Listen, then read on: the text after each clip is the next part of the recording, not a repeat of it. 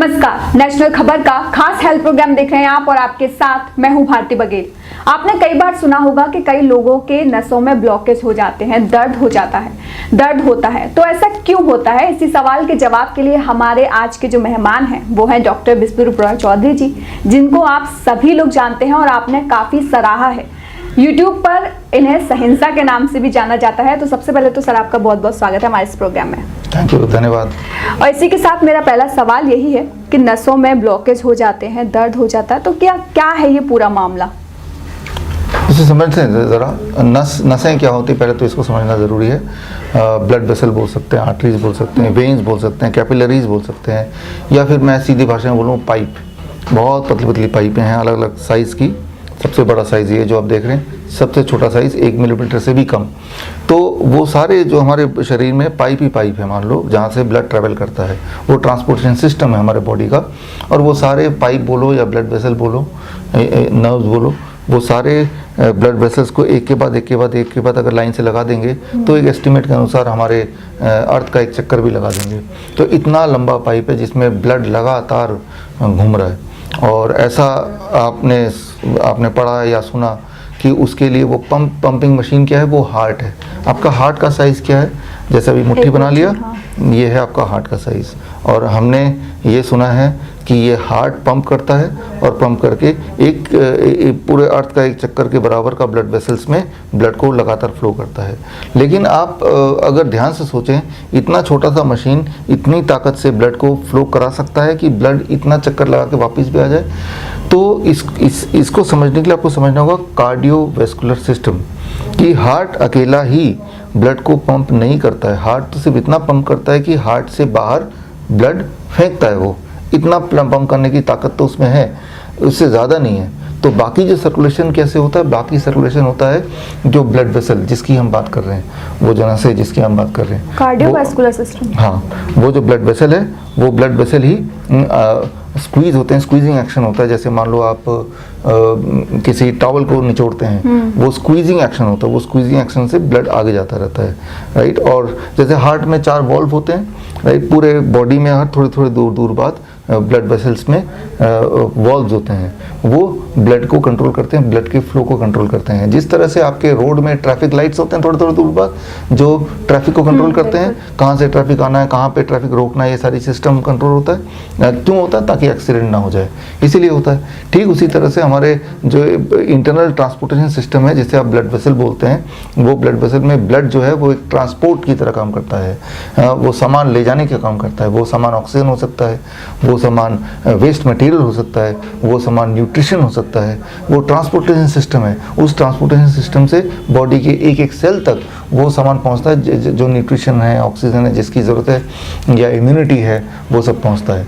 तो ये हमारे बॉडी का ट्रांसपोर्टेशन सिस्टम है। जिस तरह से हमारे यहाँ पे आपके शहर में रोड है, जिस रोड में चल के आप यहाँ तक पहुँचे, मेरा घर इधर है, आपका घर कहीं और है, बीच में अगर ट्रांसपोर्टेशन सिस्टम ही ना हो तो आप यहाँ तक नहीं पहुँचते। अब ट्रांसपोर्टेशन सिस्टम अगर वो ठीक ना हो, कहीं गड्ढा है तो भी हम ठीक से नहीं पहुँचते। ठीक उसी तरह से हमारा जो ब्लड वेसल्स हैं, उसके बीच में ट्रांसपोर्टेशन सिस्टम में कहीं गड्ढे हो गए, कहीं पे कोई ब्लॉकेजेस होंगे, जैसे ब्लॉकेज बोलते हैं हम, वो ब्लॉकेजेस की वजह से ट्रांसपोर्टेशन सिस्टम ठीक नहीं है। अब ठीक नहीं है ट्रांसपोर्टेशन सिस्टम, तो क्या होगा कि बॉडी में जितने सेल्स हैं उनको ठीक टाइम पे खाना नहीं पहुंचेगा, वहाँ वेस्ट मटेरियल जमा हो जाएगा, वो ट्यूमर बनाने लगेगा, वो ठीक टाइम से ट्रांसपोर्ट होकर बॉडी से बाहर नहीं जाएगा। तो जहाँ खाने के अभाव में या फिर वेस्ट मटेरियल का ट्रांसपोर्ट नहीं होने की वजह से, ट्यूमरस ग्रोथ की वजह से, अब वहाँ फिर दर्द का एहसास होगा, जो आप बोल रहे हैं, पेन, जिसे हम बोलते हैं बीमारी, डिजीज़, राइट। फिर बोलते हैं हम बीमार पड़ गए, हमें तो ट्यूमर हो गए, हमें तो दर्द हो रहा है, पेन हो रहा है, इन्फ्लेमेशन हो रहा है, घाव हो रहा है, पस आ रहा है। ये सारी चीज़ तब शुरू होती है। तो ठीक उसी तरह से जैसे आपके शहर का ट्रांसपोर्टेशन सिस्टम है, एक बार तो ठीक बन के आ जाता है, लेकिन उसके बाद उसका मेंटेनेंस ठीक से ना हो, कहीं पे गड्ढा है, कहीं पे गंद है, तो तब या फिर भीड़ ज़्यादा हो, तब भी आपका जो ट्रांसपोर्टेशन है स्लो हो जाता है। राइट। तो that is what is called blood sugar. Sugar की मात्रा एक लेवल से ज़्यादा हो तो यानी कि वो ट्रांसपोर्ट सिस्टम में जैम कर देता है, तो यानी कि ट्रांसपोर्ट ठीक से नहीं हो रहा।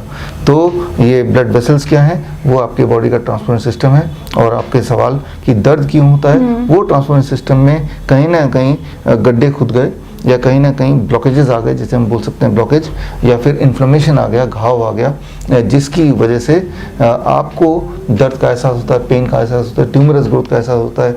तो जितनी सारी बीमारियां आप जानते हैं, चाहे वो हार्ट डिजीज़ हो, चाहे वो कैंसर हो, उसका जो बेसिक अगर आप कॉज देखें, वो आपका जो बेसिक ट्रांसपोर्टेशन सिस्टम है, उस ट्रांसपोर्टेशन सिस्टम में कहीं ना कहीं कुछ इस तरह की खराबी आ गई। वही जो अगला सवाल है मेरा, आखिरी भी समझ लीजिएगा कि इसका सॉल्यूशन क्या है फिर। इसका सोल्यूशन ये है कि पहले तो ये है कि भाई आपसे अगर मैं पूछूं कि रोड तो ठीक से ही बना के दिया था म्यूनिसिपल कॉरपोरेशन ने, तो उसके बाद रोड टूट गया, तो सोल्यूशन क्या है? वो सोल्यूशन तो ये है कि रोड को मेंटेन करते रहा जाए। हाँ। जैसे जैसे टूटता जाए, टूटेगा ही जब गाड़ियाँ जाएंगी, साथ ही साथ मेंटेनेंस भी उसी स्पीड से हो, ताकि यहाँ तो टूटता जा रहा है, मेंटेन नहीं हो रहा, टूटता जा रहा है, मेंटेन नहीं हो रहा। तो बॉडी में भी ऐसे ही करना पड़ेगा। बॉडी की जो मेंटेनेंस डिपार्टमेंट है, वो डिपार्टमेंट को हमें ज़्यादा एक्टिव करना पड़ेगा। इसका मतलब वो डिपार्टमेंट अपना काम नहीं कर रहा है। बॉडी में भी सेल्स और ट्रांसपोर्ट सिस्टम घिसता है, जिस तरह से रोडवेज घिसता है। जितना नया आ जाए रोडवेज, हमेशा नया नहीं रहने वाला है, लगातार उसको मेंटेन करना पड़ता है। जहाँ जहाँ कुछ कुछ शहर में, कुछ कुछ देश के बड़े बड़े देशों के शहर में आप कभी भी जाएंगे तो रोड सारे बिल्कुल अच्छे मिलेंगे। क्यों? क्योंकि लगातार मेंटेनेंस का काम चलता है, राइट। तो यानी कि बॉडी का मेंटेनेंस डिपार्टमेंट कौन है?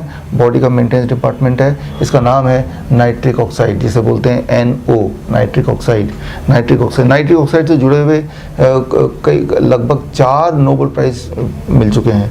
यानी कि पूरे बॉडी में जितने सारे केमिकल रिएक्शंस होते हैं, जितने सारे केमिकल बनाता है, उनमें से एक महत्वपूर्ण केमिकल है नाइट्रिक ऑक्साइड।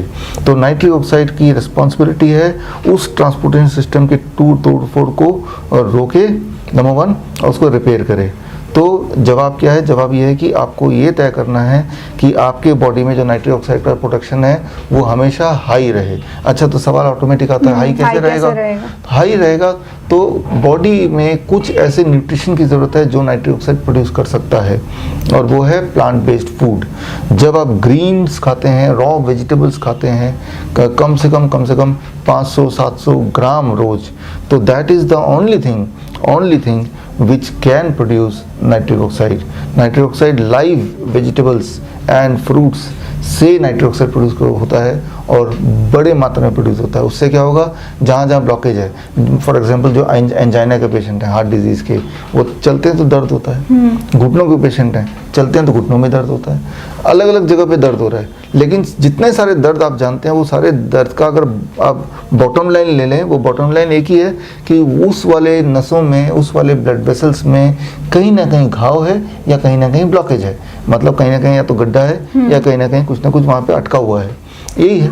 तो उसको हटाना है। उसको हटाने के लिए वही मैंने बताया कि आप जब पूरे दिन भर में एक अच्छा खासा amount, that is about 70% of the food is in the form of raw vegetable and fruit, तो क्या होगा कि बॉडी की नाइट्रिक ऑक्साइड प्रोडक्शन बढ़ जाएगा। यानी कि बॉडी का जो मेंटेनेंस डिपार्टमेंट वो एक्टिव हो जाएगा।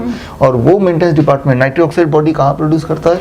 ये ब्लड वेसल जो है, ब्लड वेसल का जो इनर लेयर है, जिसे बोलते हैं एंडोथीलियम लेयर, इस एंडोथीलियम लेयर में नाइट्रिक ऑक्साइड प्रोड्यूस होता है। तो वो प्रोड्यूस होते ही क्या करेगा? जहाँ जहाँ गड्ढे खुद गए हैं या जहाँ जहाँ ब्लॉकेज है, वो साथ साथ रिपेयर होने लगेगा। आपको कैसे पता चलेगा कि ठीक हो रहा है? आपका दर्द कम होने लगेगा, एनर्जी बढ़ जाएगी, समझ आ जाएगा कि भाई सब रिपेयर चालू हो गया। कितने देर में रिपेयर चालू होता है? लगभग 24 घंटे में चालू हो जाता है। जैसे ही आप ये डाइट शुरू करेंगे, विदिन 24 आवर्स, आपको कैसे पता चलेगा? 24 घंटे के अंदर ही आपको आराम मिलना शुरू हो जाएगा। एंजाइना जो है, आपका जो हार्ट पेन बोलते हैं, वो कम होने लगेगा। यानी कि बड़ी तेजी से काम शुरू हो गया है मेंटेनेंस डिपार्टमेंट का। ये काम जो मेंटेनेंस डिपार्टमेंट का, वो जीवन भर चलना चाहिए, क्योंकि कोई सड़क कितनी मजबूत क्यों ना हो, जैसे मेंटेनेंस खत्म होता है, अल्टीमेटली वो टूट के खराब ही होना है। तो maintenance is a life long process, is a continuous process of the body. और इससे कोई भी बीमारी, जितने बीमारियों का नाम आपने सुना है, वो सारी बीमारियां ठीक हो सकती हैं और इसी से ठीक हो सकती हैं। There is no other way. हाँ, साथ में थोड़ा सनलाइट हो जाए, थोड़ा फ्रेश एयर हो जाए, तो इस मेंटेनेंस डिपार्टमेंट और तेज़ी से काम करता है। बस इतना ही इसका सोल्यूशन है और ये परफेक्ट सोल्यूशन है। आफ्टर ऑल इसको 4 नोबेल प्राइज़ मिले हैं। बिल्कुल। तो सर बहुत बहुत शुक्रिया सर इतना कीमती वक्त और जानकारी देने के लिए।